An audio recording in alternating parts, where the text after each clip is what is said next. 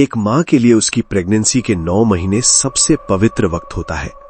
वो बच्चे को नहीं बल्कि एक सपने को अपने अंदर पालती है। पर क्या हो अगर वो सपना एक खौफनाक नाइटमेयर बन जाए?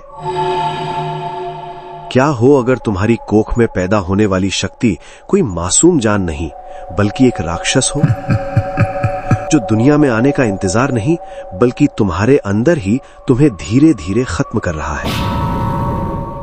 पुराने तंत्र में एक ऐसे श्राप का जिक्र है जिसे गर्भ दोष कहते हैं। ये कोई बीमारी नहीं है, ये एक ऐसी शैतानी विद्या है जिसमें एक अनबॉर्न बच्चे के साथ एक अदृश्य पिशाच को बांध दिया जाता है और वो पिशाच वहीं कोख में बच्चे को खाकर उसकी जगह ले लेता है।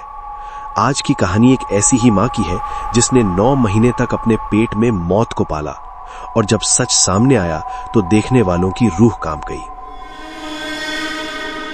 ये दिल हिला देने वाली घटना उड़ीसा के एक छोटे से जिला मयूरभंज की है। साल 2021 की बात है। वहां एक परिवार रहता था जिसमें मीरा और उसका पति आकाश बहुत खुश थे। मीरा 24 साल की थी और शादी के 3 साल बाद पहली बार प्रेग्नेंट हुई थी। पूरा घर खुशियों से भरा था, पर मीरा की सास सुमित्रा देवी के दिल में हमेशा एक डर रहता था। सुमित्रा देवी पुरानी परंपराओं को मानती थी और उन्हें लगता था कि मीरा की प्रेगनेंसी पर किसी की बुरी नजर है। वजह यह थी कि मीरा की एक दूर की रिश्तेदार थी जिसका नाम था दमयंती। दमयंती का अपना कोई बच्चा नहीं था और वो मीरा से बहुत ज्यादा नफरत करती थी। लोग कहते थे कि दमयंती ने काला जादू सीखा है और वो उन औरतों को कभी खुश नहीं देख सकती जो मां बनने वाली होती हैं। मीरा की प्रेगनेंसी के 3रे महीने में उन्होंने पहला अल्ट्रासाउंड करवाया। डॉक्टर ने कहा कि सब कुछ नॉर्मल है, एक स्वस्थ बच्चा है। पर मीरा को कुछ अजीब महसूस होने लगा था। उसे लगता था कि उसके पेट में एक नहीं बल्कि 2 अलग हलचल हो रही हैं।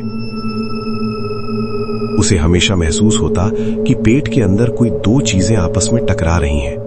उसे अंदर से हल्की सी बेचैनी और असुविधा महसूस होती। जब उसने आकाश को बताया तो आकाश ने हंसकर टाल दिया कि पहली बार मां बन रही हो इसलिए ज्यादा सोच रही हो। पर मीरा जानती थी कि उसके अंदर जो हो रहा है वो नॉर्मल नहीं है। 5वें महीने तक मीरा की हालत बिगड़ने लगी। उसका चेहरा पीला पड़ गया था और उसकी आंखों के नीचे काले घेरे बन गए थे। उसे रात भर नींद नहीं आती थी क्योंकि उसे अपने पेट के अंदर से अजीब सी आवाजें सुनाई देती थीं। रोने की आवाज नहीं बल्कि किसी अनजानी हलचल की आवाज, जैसे कोई अंधेरे में बैठकर कुछ कर रहा हो। मीरा को हमेशा भूख लगती थी, पर वो जो भी खाती थी उसका जिस्म उसे बर्दाश्त नहीं कर पाता। उसका वजन बढ़ने के बजाय कम हो रहा था, पर उसका पेट असामान्य रूप से बड़ा होता जा रहा था। दीवार के पार से सुमित्रा देवी ने एक रात मीरा के कमरे से ऐसी तेज आवाज सुनी जो उन्होंने कभी नहीं सुनी थी। सुमित्रा देवी दौड़कर मीरा के कमरे में गईं। उन्होंने देखा कि मीरा अपने पेट को दोनों हाथों से पकड़कर बेचैन थी। मीरा की नाइटी पर पेट के पास गहरे धब्बे थे, जैसे अंदर से किसी तेज हलचल ने उसकी त्वचा को प्रभावित किया हो। जब उन्होंने पेट से कपड़ा हटाया तो उनके होश उड़ गए। मीरा के पेट की चमड़ी पर अंदर से छोटे छोटे हाथों के निशान बनते और बिगड़ते दिख रहे थे, पर वो हाथ मासूम बच्चे के नहीं थे। उनकी उंगलियां बहुत लंबी थीं और उनके नाखून खाल के आर पार दिख रहे थे, जैसे कोई अंदर से पेट की दीवारों को नोच रहा हो। अगली सुबह आकाश मीरा को शहर के सबसे बड़े हॉस्पिटल ले गया। वहां डॉक्टर अंजलि, जो एक सीनियर गायनेकोलॉजिस्ट थीं, उन्होंने मीरा का इमरजेंसी अल्ट्रासाउंड किया। डॉक्टर अंजलि स्क्रीन को घूरती रहीं और उनका चेहरा पीला पड़ गया। उन्होंने नर्स को बाहर जाने को कहा और दरवाजा लॉक कर दिया। आकाश ने घबराकर पूछा कि क्या हुआ डॉक्टर? डॉक्टर अंजलि ने कपकपाती आवाज में कहा कि मैंने अपनी 20 साल की करियर में ऐसा कभी नहीं देखा। मीरा के यूटरस में एक नहीं 2 चीजें हैं। एक फीटस है जो बिल्कुल वीक और अधमरा हो चुका है, और उसके ठीक पीछे एक और आकार है जो इंसान नहीं लगता। डॉक्टर ने स्क्रीन घुमाकर दिखाई। वहां अंधेरे में एक ऐसी चीज थी जिसके हाथ पैर बहुत लंबे थे और वो असली बच्चे से लिपटा हुआ था। वो चीज असली बच्चे का मांस और उसका खून पी रही थी। वो एक पैरासाइट की तरह उस अनबॉर्न बच्चे से जुड़ी थी और उसे अंदर ही अंदर खाकर बड़ा हो रही है। डॉक्टर अंजलि ने कहा कि इससे पहले कि ये चीज मीरा के जिस्म के बाकी ऑर्गन्स को खाना शुरू करे, हमें तुरंत ऑपरेशन करके इसे निकालना होगा। पर प्रॉब्लम यह थी कि वो चीज मीरा की रीढ़ की हड्डी से जुड़ी हुई थी।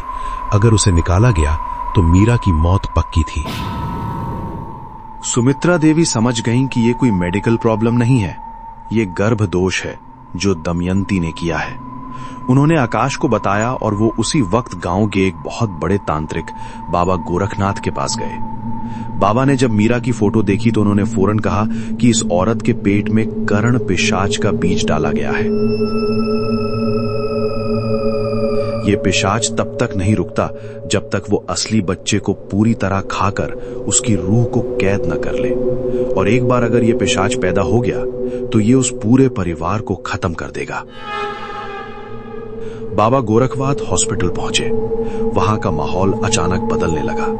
हॉस्पिटल की कॉरिडोर की लाइट्स फ्लिकर करने लगी और पूरे वार्ड में सड़ी हुई मिट्टी की बदबू भर गई। बाबा ने मीरा के बेड के चारों तरफ गंगाजल और काली मिट्टी से एक सुरक्षा मंडल बनाया। जैसे ही उन्होंने मंत्र पढ़ना शुरू किया, मीरा का जिस्म हवा में धीरे धीरे उठने लगा। उसके पेट के अंदर से एक ऐसी भयंकर दहाड़ निकली जिससे कमरे के कांच के झरोखे टूट गए। वो पिशाच अब डर गया था क्योंकि उसे पहचान लिया गया था। मीरा का पेट फूलने लगा और उसकी खाल तननी शुरू हो गई। ऐसे लग रहा था जैसे पेट अभी संभालना मुश्किल हो जाएगा। बाबा ने एक पवित्र चांदी का त्रिशूल निकाला और उसे मीरा के पेट से थोड़ा ऊपर रखा। उन्होंने जोर से कहा, निकल बाहर, इस मासूम को छोड़ और अपनी जगह वापस जा। तभी मीरा ने अपनी आंखें खोली, पर उनमें एक अजीब सा लाल प्रकाश था। मीरा ने बाबा की तरफ बढ़ने की कोशिश की, पर मंडल की शक्ति ने उसे रोक दिया। तभी मीरा के पेट के पास से एक काली परछाई बाहर आने की कोशिश करने लगी। वो चीज गहरे लाल रंग और अजीब पदार्थ से घिरी हुई थी। उसके दांत बहुत तेज नजर आ रहे थे और वो मीरा के अनबॉर्न बच्चे का हाथ पकड़े हुए थी। वो मंजर इतना डरावना था कि वहां खड़ी नर्स बेहोश हो गई। बाबा ने आखिरी मंत्र पढ़ा और अपना त्रिशूल उस काली परछाई की तरफ बढ़ाया। एक ऐसी तेज आवाज गूंजी जिसने अस्पताल के माहौल को हिला दिया। वो काली चीज धीरे धीरे धुआं बनकर गायब होने लगी, पर जाते जाते उसने मीरा की कोख को हमेशा के लिए श्रापित कर दिया। मीरा जमीन पर गिर गई, बिल्कुल शांत और ठंडी। मीरा बच गई, पर उसका बच्चा नहीं बचा। डॉक्टर्स ने जब ऑपरेशन किया तो उन्हें मीरा के पेट में सिर्फ कुछ हड्डियां और काला गाढ़ा खून मिला। कुछ भी जिंदा नहीं था। दमयंती अगले दिन अपने घर में मरी हुई मिली। उसका पूरा जिस्म ऐसे सूखा हुआ था जैसे किसी ने उसके अंदर का सारा खून निचोड़ लिया हो। ये काले जादू का पलटवार था। जो शक्ति उसने मीरा की तरफ भेजी थी, वो काम अधूरा रहने पर अपने मालिक के पास वापस लौट गई और उसे ही खा गई।